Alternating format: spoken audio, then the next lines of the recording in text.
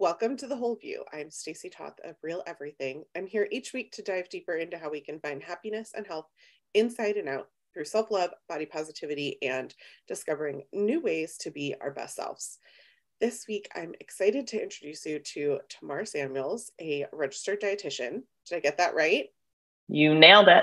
Okay, and Tamar is part of Kalina Health, and I'm excited because one of your areas of expertise is talking about, nope, I'm going to start over because I forgot. I actually wrote an intro for you and I was trying to avoid it because I forgot both of you as founders. I just did this. Okay.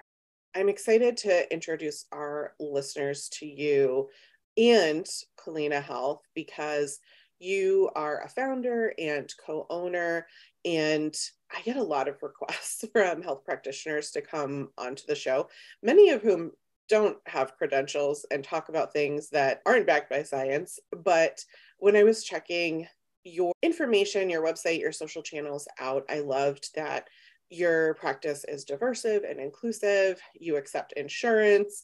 You're upfront about concepts that go against some of the wellness culture that I personally call toxic.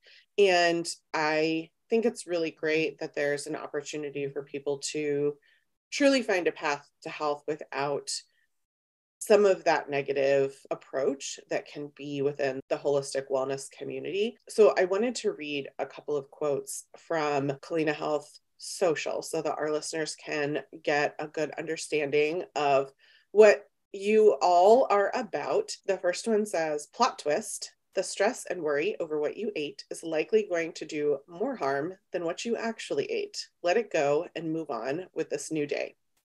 And secondly, a post that says, friendly reminder that nutrition is one aspect of your health.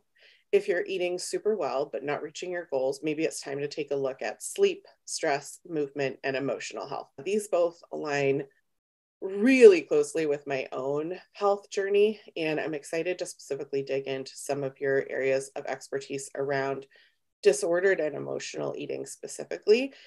I've referred to these terms a lot over the past year as we move into more of an understanding of how emotional health affects our physical health and all that kind of stuff. But before we dive in to all of that, I was wondering if you can first tell our listeners a little bit more about yourself.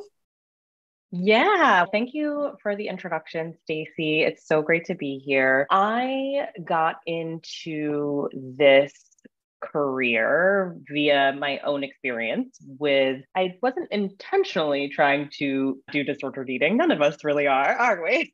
But I actually had a chronic GI condition that was poorly managed by my doctor, and I treated through diet, and that ultimately led to a strained relationship with food, excess restriction, just a huge impact on my mental health. I never had a diagnosed eating disorder, but I definitely started to really experience disordered eating, which then also led to emotional eating. And so while it was well intentioned in a way to manage my health, a combination of just not getting good care and not having any oversight from a professional really led me down this path, which I'm thankful that I'm now completely recovered from. Sorry, I couldn't get to unmute on time, Matthew.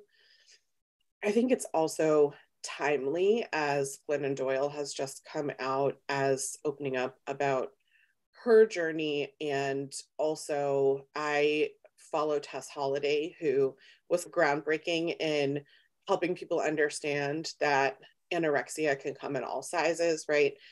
Disordered eating and emotional eating doesn't have one particular look. So here you are as a registered dietitian helping people with food, yet it was something that was triggering and difficult for you before. So I'm excited to talk about what that experience and journey has led you to help others at this point. I am curious, how did you form Kalina Health? So you talked a little bit about your experience, but did you find that your food philosophy aligns from conventional wisdom enough to like work with others, or how did you step away with some of the stuff that you learned in school? Because it's not my experience that people who are registered dietitians who went through school, especially years ago, have any sort of awareness or compassion for dieting potentially causing harm instead of just thinking of it as a tool for health.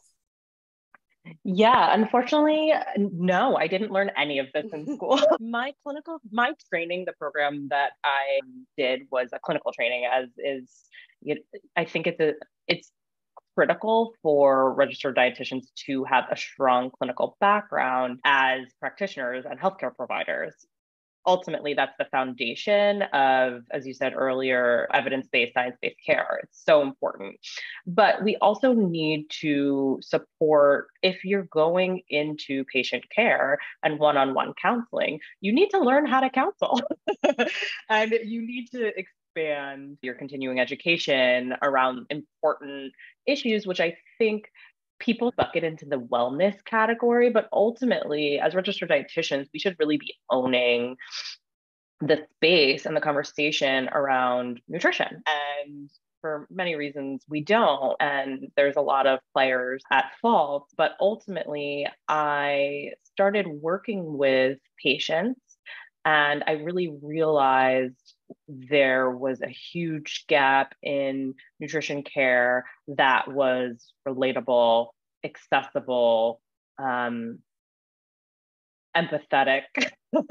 personalized, that took into account lifestyle and not just nutrition. And it so happened that my co-founder, Vanessa Rosetto, who's also a registered dietitian, was practicing with the same philosophies. Our styles of counseling are very different, but our philosophies around what's important when providing nutrition care is exactly the same.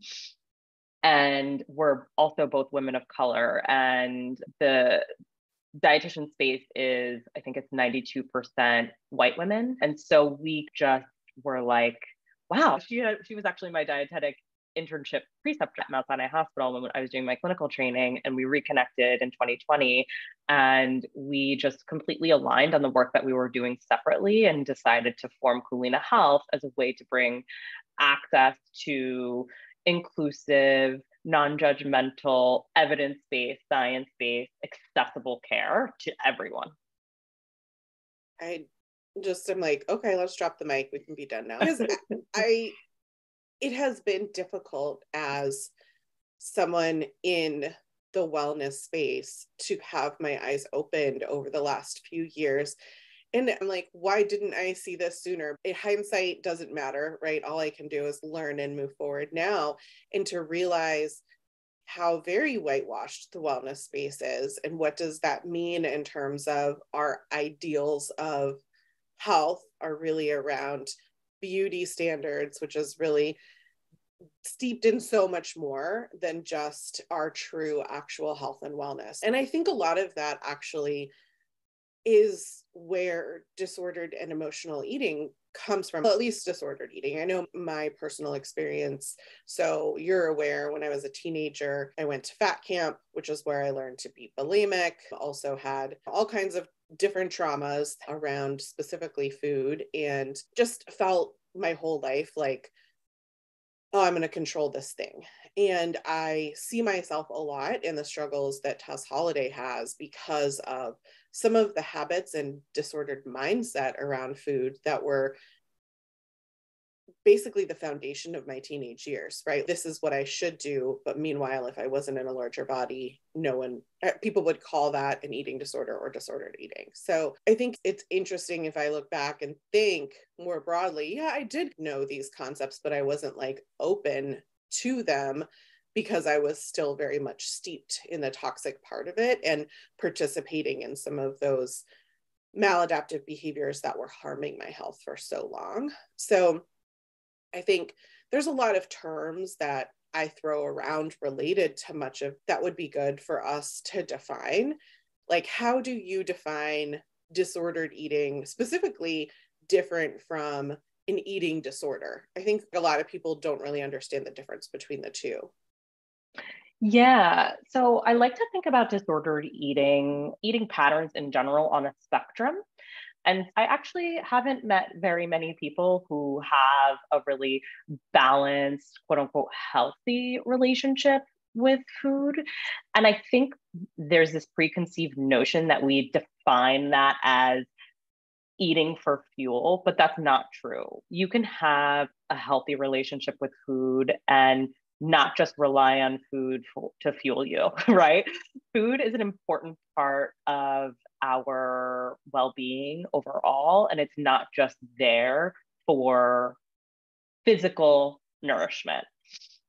You can have a healthy relationship with food and still emotionally eat. When we think about disordered eating, we're getting closer to the eating disorder spectrum, but we're not quite there yet. And so we're engaging in behaviors that, if you have a diagnosis of an eating disorder, may be similar, but you're not yet at the point where you have a full-blown eating disorder that is diagnosable by a healthcare professional based on the DSM criteria, right? And the DSM criteria is a mental health area that we utilize to diagnose eating disorders. So ultimately, eating disorders are a mental health condition, right? And so when we think about disordered eating, people who experience disordered eating engage in similar behaviors, but they're not as frequent or as extreme. And so, for example, binge eating, you can binge eat as part of disordered eating, but not have binge eating disorder, right? So you're engaging in the behaviors, but you're not engaging in them to a frequency or to severity in which you would be considered to have an eating disorder. Dieting falls under the spectrum of disordered eating, skipping meals, eliminating food groups. Again, when we think about these eating behaviors in isolation, then there are use cases here, right? So fasting, for example, many people fast for religious and cultural reasons. You wouldn't have eating if you partake in fasting as part of your culture or religion, right? In context here, right? So typically we engage in disordered eating with the ultimate goal to control body size. And I think what's relevant too is this idea that the goal might be to control body size, but because it's a mental health condition, oftentimes there are other things really at the root of what we're trying to control. I was shocked, honestly, when I was researching and looking up like the definitions for everything. I ended up going to an Australian website, frankly, because I just trusted their medical information a little bit more for their National Eating Disorder Coalition definition. I find that, for example, this is a complete side tangent, but just recently, the American Academy of Pediatrics came out and said that they support the idea of dieting and bariatric surgeries for adolescents and young children who are experiencing weight gain. And it was interesting because my feed is like full right now of the mental health professionals who know very well that the eating disorder likelihood is increased by children who diet. And there wasn't any sort of consultation with mental health professionals about this recommendation. So it's like this dichotomy of when we don't work together in this siloed area and doctors are physically saying the body should be smaller. These are the things that work, so to speak, to make a body smaller. But then there's the flip side of that where we have so much science and research to support that's actually more problematic than helpful in most cases. And I know when I did the podcast talking about my experience with Fat Camp, we talked a lot about how what I needed at that time and what ultimately I've now, as a 40-some-year-old woman, come to learn is what I needed was therapy. What I needed was help to address some of those underlying issues. I think of it as much more, I think of disordered eating tied much more deeply to the practices of things like skipping meals or vomiting or laxatives, different kinds of things. And what I was surprised to see is that the spectrum starts a lot sooner than that. And the quote on the website itself said, dieting is one of the most common forms of disordered eating. And so if we think about how many people in this country diet, how many billions of dollars are poured into that industry. And we're essentially saying we're encouraging people to start disordered eating, knowing that we're putting them on a spectrum that could be harmful without really educating them on some of these other pieces. I guess before we move on to emotional eating, have you in your practice seen that when you're working with people that oftentimes therapeutic support going hand in hand with some of the work that you're doing, or like how does this come up for Absolutely. you? Yeah. Absolutely. It takes a village. And as we discussed earlier, when we're working on disordered eating, and 100% when we're working on eating disorders, we need to do collaborative care with a multidisciplinary team of practitioners, right? Sometimes we need to bring in psychiatrists. Sometimes we need to have oversight from medical doctors. Ultimately, we always need to have a registered dietitian and a therapist when we're working on treating relationship with food, disordered eating, and eating disorders. Our patients who have a multidisciplinary team just get much better results. Makes a lot of sense, and my personal experience for sure, both for myself as well as what I've seen in my teenagers. Even I noticed during lockdown in COVID, they're leaning into emotional eating a lot. Like it was filling a void for them of social interaction and all these kinds of changes in their lives as teenagers that were radical and traumatic. So I know we're going to talk about emotional eating, but I want to first say how irritated I am that when I Googled emotional eating, like I just typed in Google emotional eating, that Noom was the very first Google ad that popped up. And it claims to not be a diet, but we actually did a show 2 weeks ago on how it very much is a diet. And now, fully explaining how these all tie together, someone can see how intentionally deceptive and manipulative and potentially harmful it could be to advertise a diet for someone with eating issues. Noom intentionally said, I want to place a Google ad when someone types in emotional eating, and I want to Yeah. suggest to them a diet, which like that just blows my mind, because for me that's the last thing that I need if I'm emotionally eating. That sends me down a spiral of binge patterns, and I know we're going to talk about that in a little bit, but I think it's important that we talk about how emotional eating is different from disordered eating. And you said earlier emotional eating can have a place in a healthy relationship with food, which I think probably surprised a lot of listeners. So maybe you could share a little bit about what is emotional eating, your kind of philosophy and experience with it.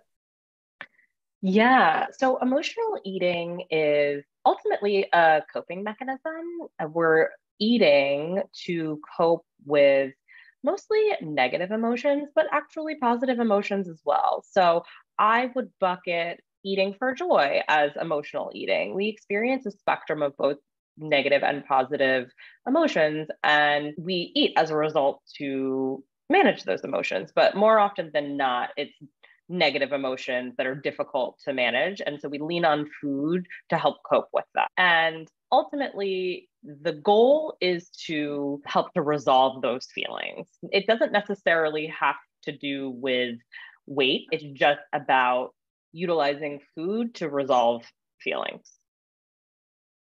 And for me personally, something that it took way too long to realize was that one of those like aha moments that I had was the realization that the dieting drove my binge eating, that it wasn't necessarily emotional eating, or when I had like that opening of the curtain, so to speak. If we think about the concept of if someone has been programmed to diet and try to shrink their body their whole life, then my curtain to food is closed. Like my relationship with food is very closed off and negative. And I think of any time I eat as being something I have to think about. Like it's not something that can just exist to nourish or fuel, right? It was a constant thought process. And there's a whole lot of orthorexia and healthism after bulimia to try to justify, oh, like I can eat this because it's a salad or whatever it is. But after having been officially diagnosed with eating disorders in my lifetime, no doctor ever discussed with me that I needed to be evaluated for anorexia. And because disordered eating is encouraged in large bodies, for me, I tell myself I wasn't allowed to have a meal yet when I was hungry. I keep that curtain closed. It's not time. My body can eat itself was a thing that I would constantly tell myself, or I train my body to eat only one meal a day. And I justify it with some of the stuff that you were talking about earlier, right? Fasting being something that was healthy for me, and like all these things that I would tell myself. Or I'd simply go as long as I could without eating by just trying to shut out the food from my mind, to keep myself busy, and to go all day without eating. And then what would happen is my body, not surprisingly, would try to protect itself from starvation mode. And I'd crave the most dense energy sources possible. So when my curtain opened, it wasn't like I was like, oh, let me logically think about what it is my body is craving right now. There was no ability to intuitively eat because my body was like, alarm bells, warning, warning, like major problems happening here. And so it wanted the most dense energy sources it could find. It wanted high fat and high carb foods, sugars that my body could use immediately. And so the only relief that I've personally been able to find as I've become more aware of this and gone along my journey is being mindful of eating regularly, of Oh, yeah. telling myself, like, I've been at war with my body for so long, I have to retrain myself to find peace. I have to, even if we're not intentionally hungry right now, right? Like I have to, if I sit here and think about my body, am I hungry? My body is saying I'm not hungry, but it's 11 a.m. and I haven't eaten yet. I need to eat because if I get to 2 p.m., then my body is going to go into like crazy mode. And I think that concept is not talked about. Now that I think about it, I'm like, duh, it's so obvious and so logical to me. But no doctor ever talked to me about that. And it was definitely glorified because in a larger body, those behaviors are seen differently. It's encouraged to eat less, right? To try to shut down the food and close the curtains and all this kind of stuff. So I'm wondering if we can Yeah. talk about not just this concept of disordered eating and emotional eating, but how I think a lack of education, I'm hoping it's a lack of education and awareness on the medical professional side to understand how that's all playing in our bodies. Because nutrition is not really something that's taught for medical professionals. That's Mental right. health is not something that's taught to medical professionals. And that's really what it's about, right? Like the cues and the hormones that your body is going to tell you. And I wonder, like, how can more people be aware of this, not just for themselves, but for their loved ones, for example, right? Like, how can we as a collective community start to be more mindful and compassionate of these kinds of behaviors that our culture is encouraging that's actually driving some of these disordered habits?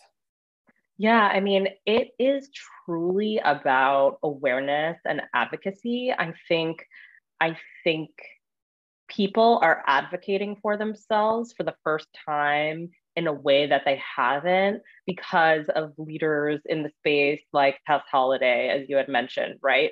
And Lizzo. People are really talking about body size in a way and in a way that's empowering and really transparent about health and how that relates to body size and what does the research say. And so we, I think, are doing a good job on the grassroots level of advocating for this message.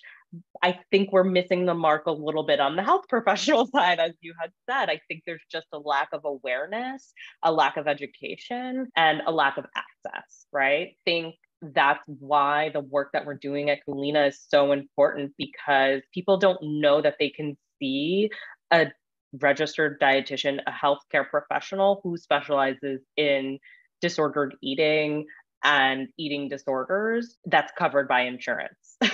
So I think that's a big part of the problem, is that people don't know who to go to for help. And there just is not enough awareness about who the key players are within this space who actually know what they're talking about. There's a lot of work to be done, and there's a lot of work that is being done. It's in the very beginning, but the movements that we're seeing with Health at Every Size have been pretty incredible. And so I think we're moving towards the right direction.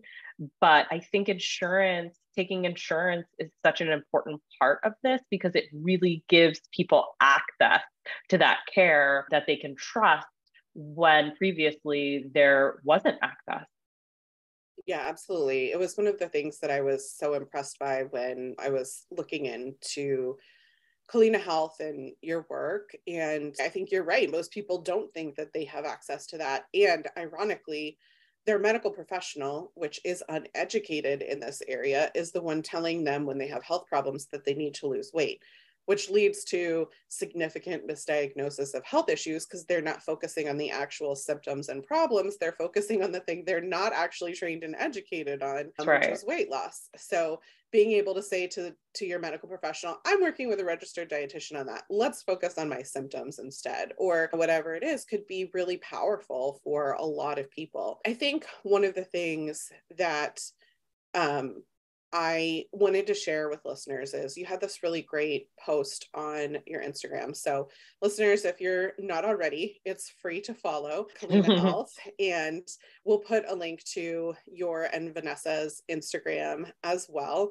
But I think it was on your Instagram. It might have been on Vanessa's. I'm not sure. It says, "Let's get real about emotional eating. After several weeks of solo mom duty, I found myself in a local bagel shop inhaling this epic everything bagel with lox and cream cheese."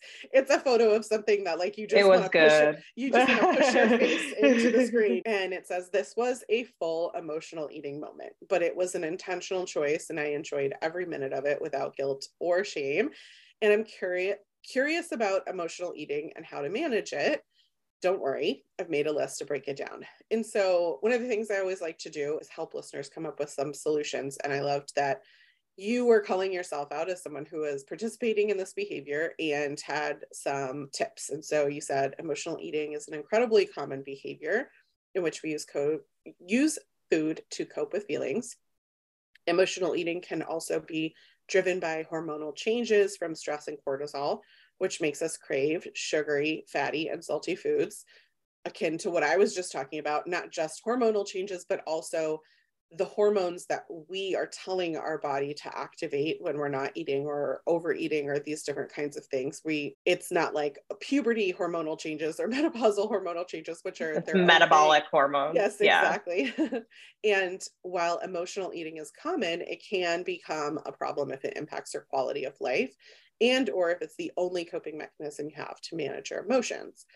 So your top tips to manage emotional eating were: start with mindfulness, take breaks, meditate, with a food and feelings journal, which I'd like to hear more about because I think that can go both ways for people depending on who they are and what their experience is. Identify and work through your feelings. Think about what you need and make a plan to meet your needs with food. The last one really caught me because I was like, yes, this is my exact what I have to do, is both be mindful, but also to make a plan. Like, I try to think the night before, what am I going to have for breakfast? Because if I find myself in the morning, I'm not hungry and then I'm paralyzed by choice and I'm like, I'm just not going to deal with it. But if I think to myself the night before, oh, I know we have X, Y, and Z in the house. Let me make sure that when I let the dogs out, I start preparing food for myself before I sit down at my desk at work or before I get into whatever activities it is that's going to distract me, because I have 4 kids. I work from home for myself. There's a never ending to-do list, right? We all have these things that take away from the mindfulness that we need to have to focus on nourishing ourselves. So can you talk a little bit more about these tips to manage emotional eating, knowing that we're not trying to prevent it, we're not trying to say stop entirely? And if you find yourself in a place where it feels like you don't have control and you want more control, or you need to find other coping skills for some of the emotions that you're struggling with, some of these activities were a great place to start. Yeah, absolutely. Here's the thing about emotional eating. Ultimately, it can be really useful in the short term, right? It can give us that instant gratification. It can be soothing. It could bring joy. It could bring energy, right? I know so many people who will say, I was tired, so I ate some chocolate and I felt energized. And that is 100% true, right? The problem with emotional eating is when it becomes something you rely on exclusively to manage your emotions because it's not effective in the long term, right? So ultimately, eating a chocolate bar or whatever it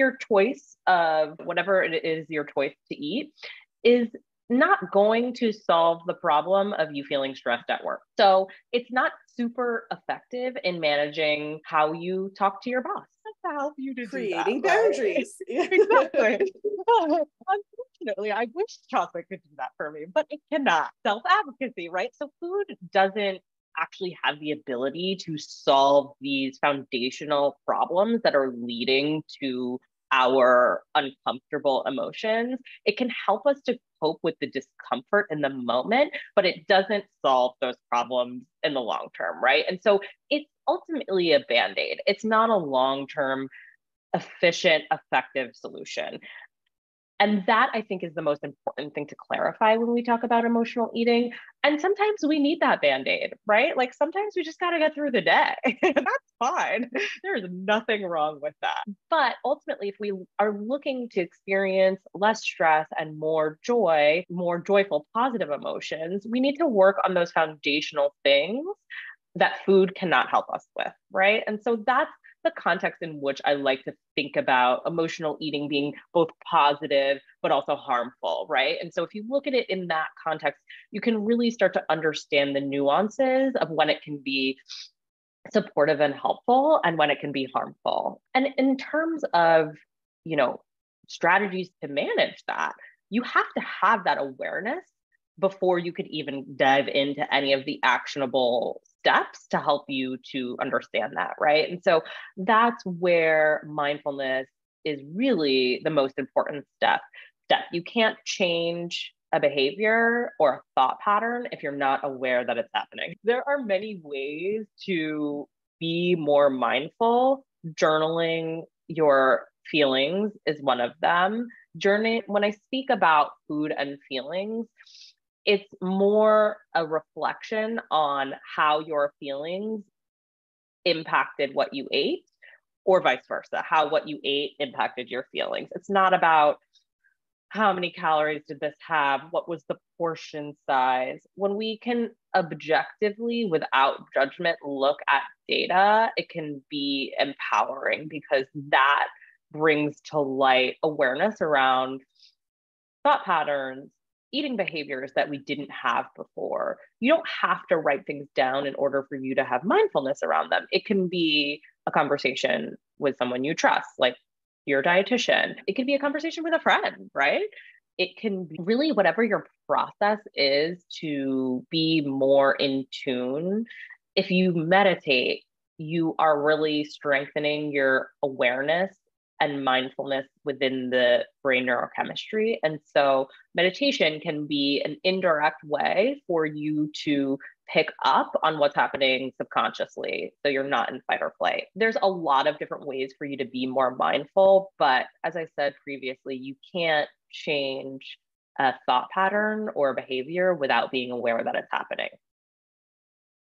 I immediately was taken to a couple of like places as you were talking, both really negative and positive. And so I think the other thing that I want to add is as people start to practice some of these things, you might find that it's more harmful than helpful because it's so individual. That's why you give options, I'm sure. For Yeah. me, if I write down anything that I'm eating, I will create disordered habits because I don't want to then have to write down or see the full food that I'm eating, because then it always feels like it's too much. Because as I was growing up, I had to report what I was eating, and I was constantly told, eat less or whatever it was. And so that voice is still in my head telling me to feel shame about any food that I eat, even if it's nothing to feel shame about. And I would argue we never should feel shame about the things that we eat. But even if that's the That's right. perception of where someone's mind is at, like for me, that could not work. And at the same time, it's super powerful for me to be in control of if I have a teenager tell me, I hate you. And then I'm immediately like, gosh, I want a bowl of ice cream. There's like a light bulb in my brain that goes, ding, nope. Is that really what you want? Or do you want to go spend time and hug one of your other children who doesn't hate you right now? And that can be really powerful. It's not to say that sometimes I don't have the ice cream. It's just that there's a more powerful awareness that I have from years of this mindful practice and being aware. I literally think of it as a little like light bulb that goes off in my brain when my brain out of nowhere tells me some of these things, like, where is that coming from? And oftentimes it's because I'm PMSing and I really want iron and magnesium. I want chocolate and steak and broccoli. And so I'm like, I'm going to go all in on those foods. That's intuitive eating. My body is telling me it wants those foods versus, oh, my body wants a sugar high right now because it wants dopamine or whatever it is. Let me see what else I can do to get dopamine. Let me go snuggle the dog or whatever it is. Okay, so I know we talked about a lot. I do want to tell our listeners, I actually have a ton of references that I pulled from different kinds of places. If you're not familiar with Tess Holliday, for example, articles about her, as well as published studies and Mayo Clinic definitions and all that kind of stuff. So I know we opened the show saying that we're going to be science oriented. I want to let you know that a lot of what we've talked about we have pulled and are sourced in the show notes for you. And one of the solutions that I actually found in the reading was one that really surprised me. And I want to share because I loved that I was seeing it. And I hope that this means that we're filtering into the medical community. And so when I was reading around disordered eating, emotional eating, and all these things. And it was like, what are some of the things you can do? Like your post, but on a much more scientific, extensive website or whatever the case was. It said, don't deprive yourself. When trying to lose weight, you might limit calories too much. Eat the same foods repeatedly or banish treats. And this may serve to increase your food cravings, especially in response to emotions. Eat satisfying amounts of healthier foods. Enjoy an occasional treat and get plenty of variety to help curb cravings.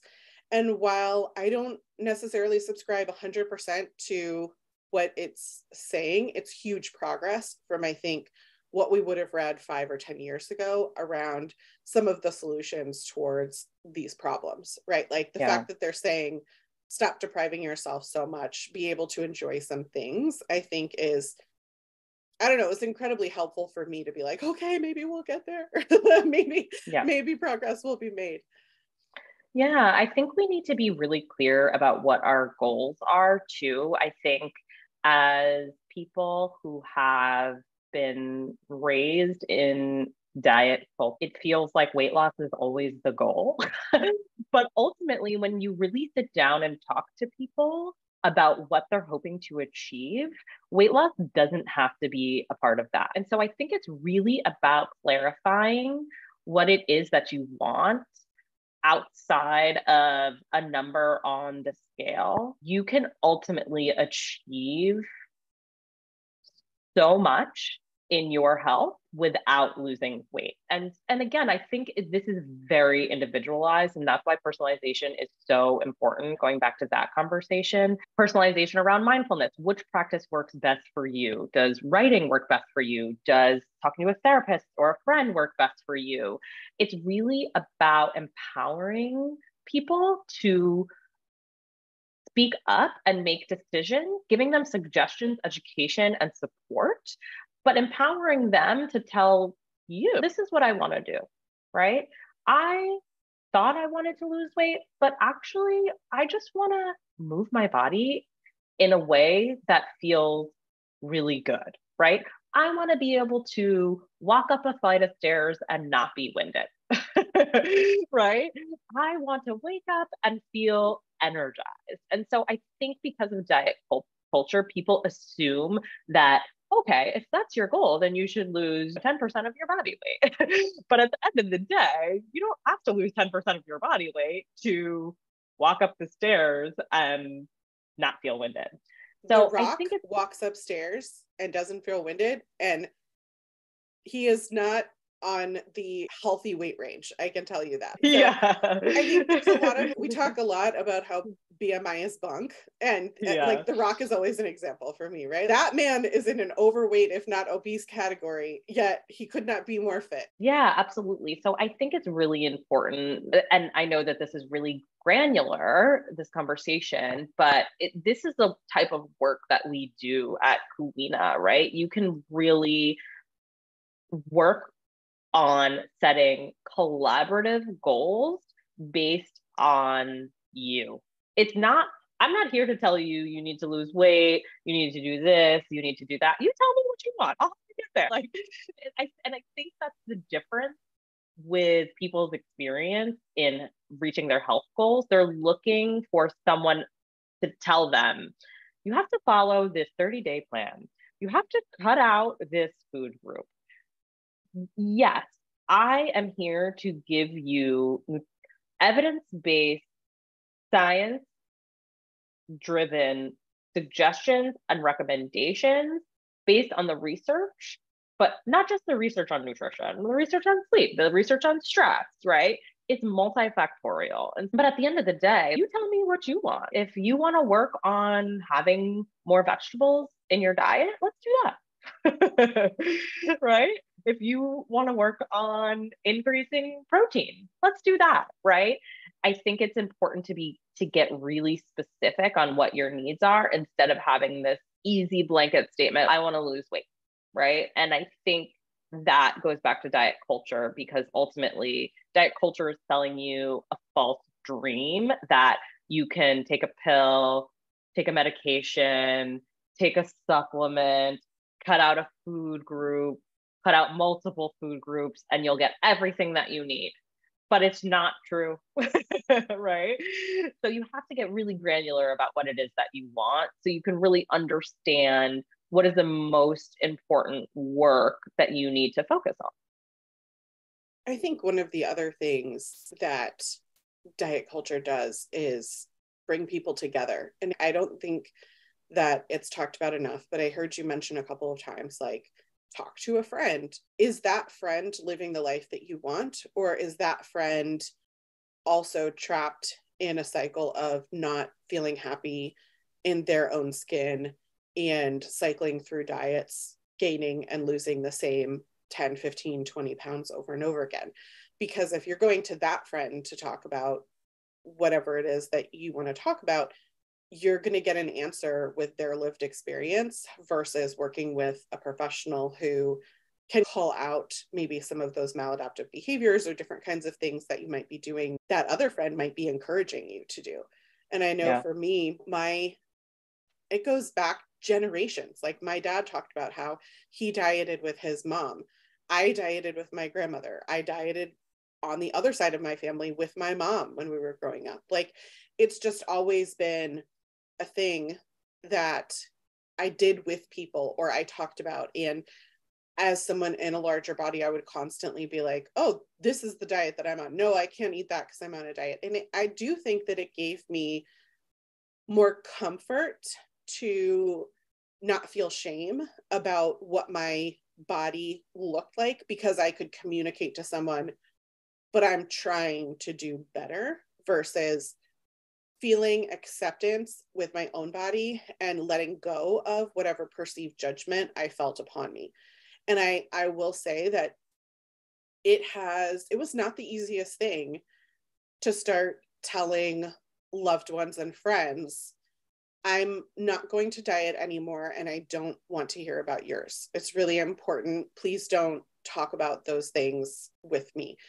Please don't acknowledge if I gain or lose weight. Please don't talk about my kids' bodies. Please don't talk about my bodies. Like, creating those boundaries with people that you've had a relationship with your whole life or for a long time, where that was part of our basic conversation. The same way that someone would be like, how's the weather today? What are you doing? Oh, you look great. Let's talk about what you've been doing. And I think if you're looking for that sense of community, maybe starting with a professional who you feel like you can talk to those things about, who I'm sure you guys are probably versed in helping people talk about creating some of these boundaries. Like, what is it that's triggering you and where is it coming up? That's also work that you can do with a therapist.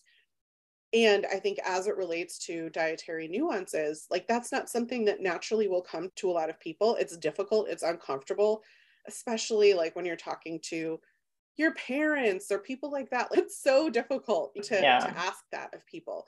But I think recognizing that that was part of my culture and my community and that I was leaving that behind did leave a void.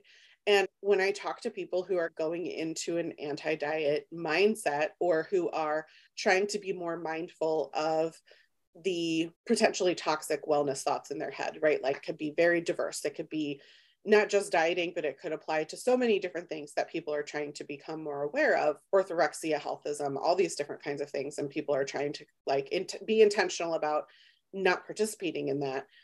It can feel really isolating. So as you said, talk to a friend. I think part of that is also find a new community, and it doesn't have to revolve around food. Yeah. I have support groups for foster parents, and I genuinely feel like that was a really great outlet for me because it had nothing to do with like body size or anything, and we could create community and conversation around things that did not revolve around bodies and food. And it allowed me to then, oh, I can go into a space and have a conversation with someone and like not talk about these things. And I think that can be really healthy to be aware of that and to slowly push yourself in that direction if you're trying to get away from it.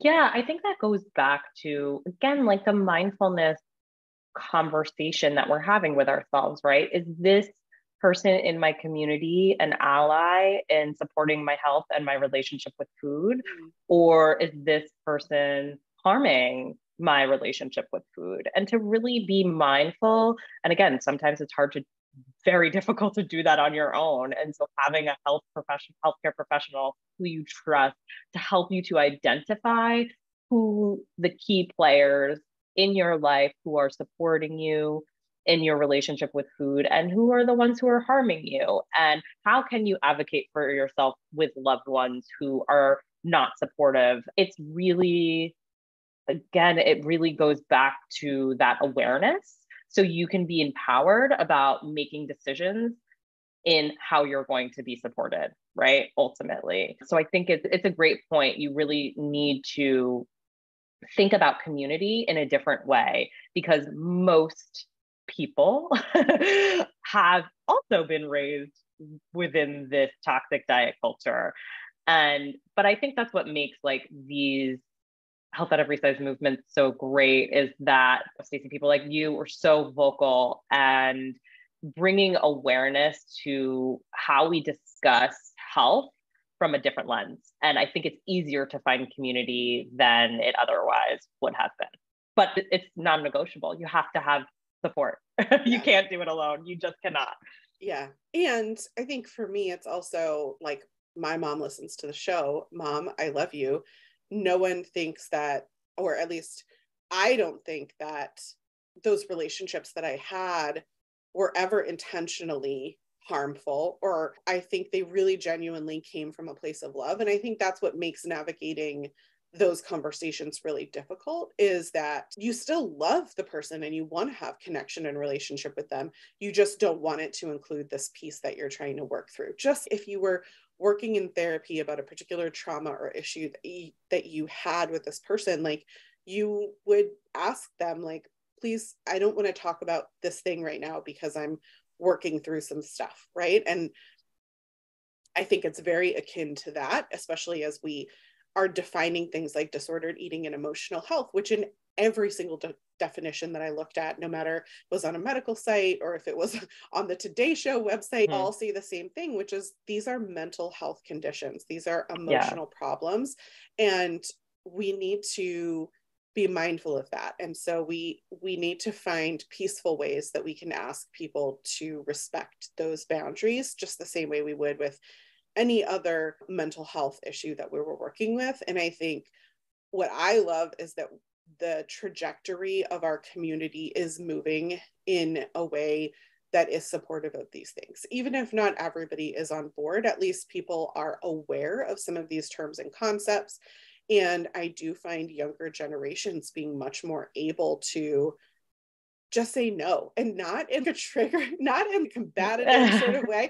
Like I know I've told this story in the podcast before, but the TikTok that went viral of the girl just being like, no thanks, I don't want to be weighed at the doctor's office.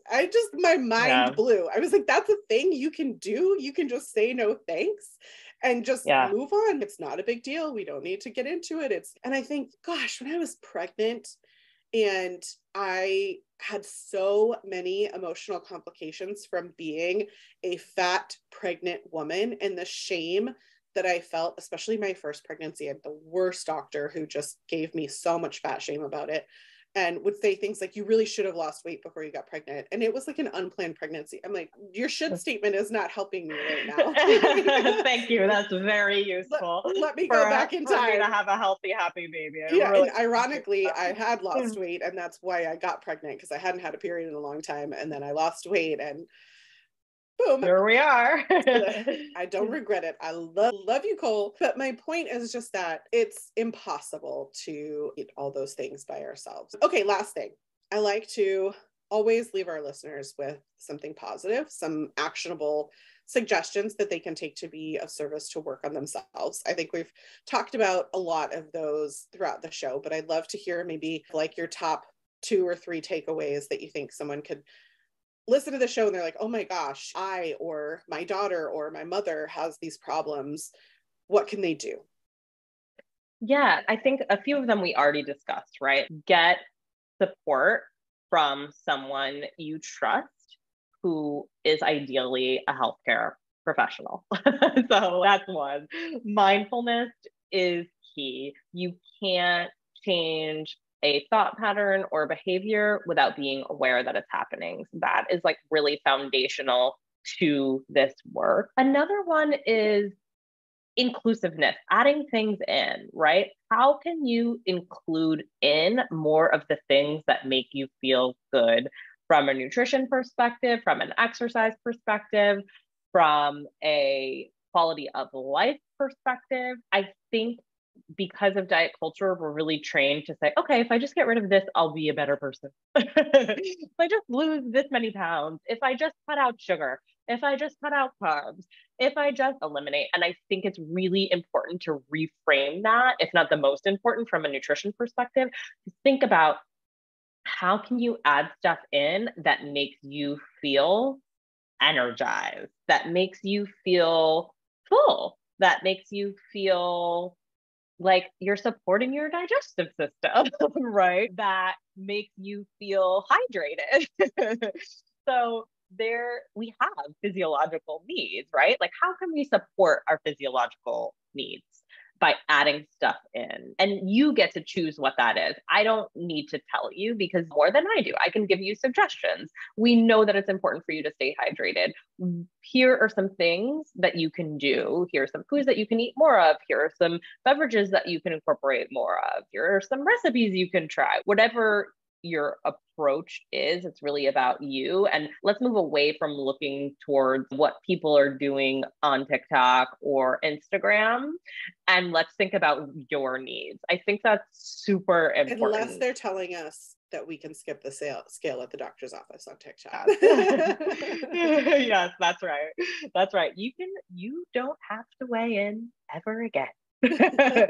You don't want. So I think it's really important for you to think about what it is that you need and start to look internally. And it can be difficult to have access to that because of years of disordered eating and because of physiological imbalances when we are fasting and skipping meals and going for long periods of time without eating. Our cortisol increases, as you said. What happens when cortisol increases? We start to crave certain foods. If we're experiencing insulin resistance, that can also impact our cravings for certain foods. So it can be really difficult to get in touch with what it is that you need. But I think it's about identifying things in your current environment that truly make you feel good from a health perspective. I love all those ideas. And listeners, if you want more brilliant ideas from Tamar and Kalina Health, we're going to put all the links in the show notes for you, but you can find Kalina Health as Culina Health on Instagram. And again, Tamar has her own Instagram account, tamarsamuels.rd, and kalinahealth.com. You guys actually offer free discovery calls so that people can brainstorm some of this stuff. And then, as we mentioned earlier, take insurance. So anyone who's interested in working with you should they email from kalinahealth.com, or what's the best way for them to connect with you? Yeah. So our free discovery calls are great because we have actually 40 dietitians who all have different specialties. So if you want to work on your relationship with food, if you have an eating disorder and want to work with a dietitian who specializes in eating disorders, you can speak with one of our care coordinators who will get a better sense of what your goals are and what you need, and then make suggestions for the right dietitian to support your needs. If you want to just work on your gut health, or if you want to work on a medical condition like diabetes or hypertension, you can also do that. So there's really something for everyone. We all have different counseling styles. That call that we offer is completely free. You can book via our website. That's the best way to get in touch with us. Or you can just email us at info@kalinahealth.com, and we're happy to schedule anything with you directly as well. Awesome. Thank you for being here today. Listeners, will be sharing what we really thought over on patreon.com/thewholeview, which is the best place to ask questions too.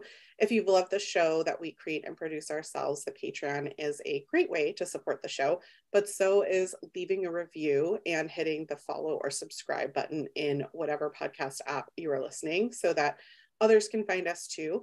And like I mentioned earlier, we've put a list of resources in the show notes for you at realeverything.com. Thank you for tuning in today. We appreciate your willingness to be open to growth through your own personal changes. No one's perfect, but in listening, learning, and unlearning, we can become better versions of ourselves. So thank you, Tamar, for joining us today on The Whole View. I've loved chatting with you, and I think you're doing great work. So thanks for taking the time today. Thank you, Stacy. It's my pleasure.